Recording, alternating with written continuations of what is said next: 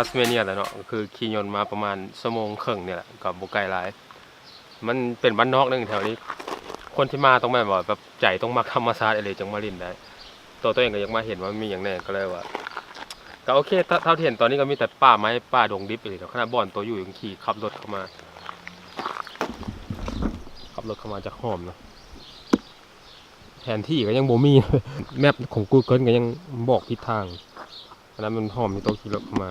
ข้ามาในเฮือนเป็นเฮือนหลังนี้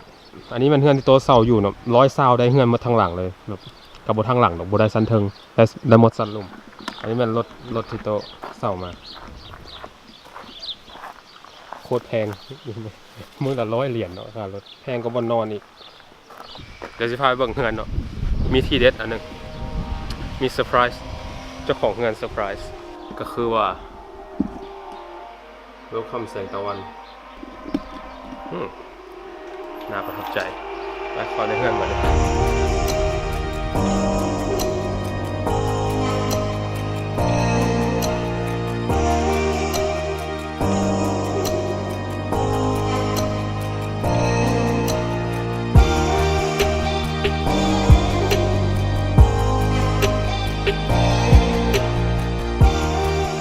ของ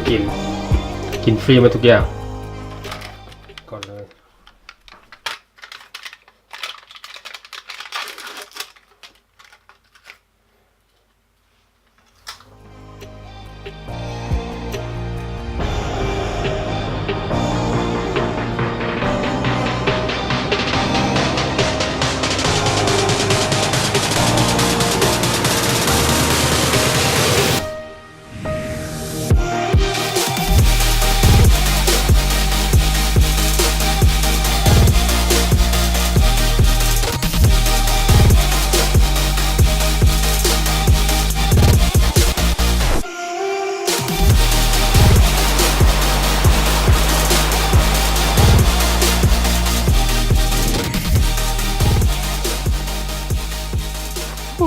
ตอนนี้ก็อยู่ในสวนสาธารณะแห่งหนึ่งอยู่ในทัสเมเนียเนาะ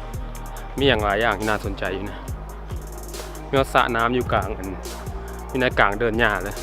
มื้อนี้ก็อยู่นี้แต่มื้อเดียวมื้ออื่นก็จะขับรถไปบนอื่นต่อจะไปเจอกันอยู่บ่อนที่ตั้งใจมากเนาะก็คือไปถ่ายของกับลาเวนเดอร์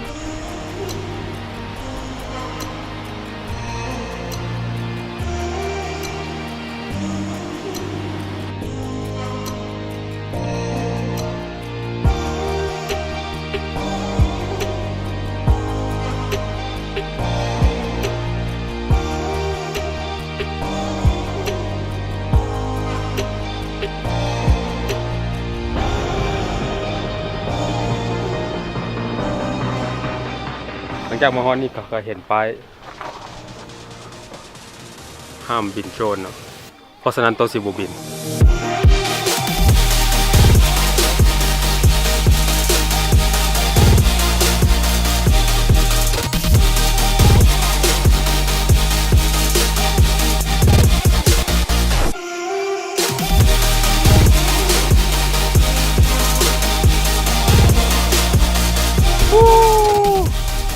บอกตรงว่าตอนนี้มีความสุขนะ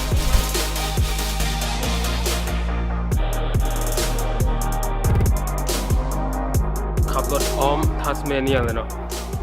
อ้อมไปตามริมทะเลประมาณ400-500 ลัก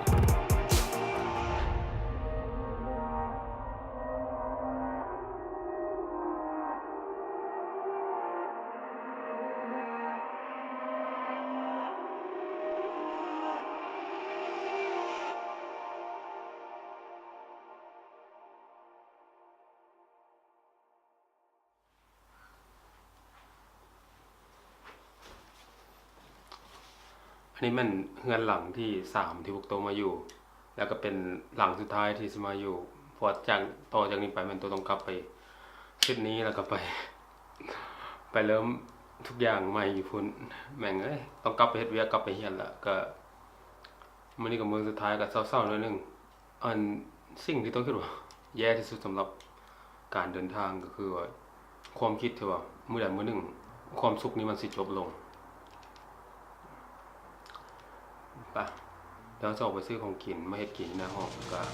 น่าจะกลับไปนอนโอเคบาย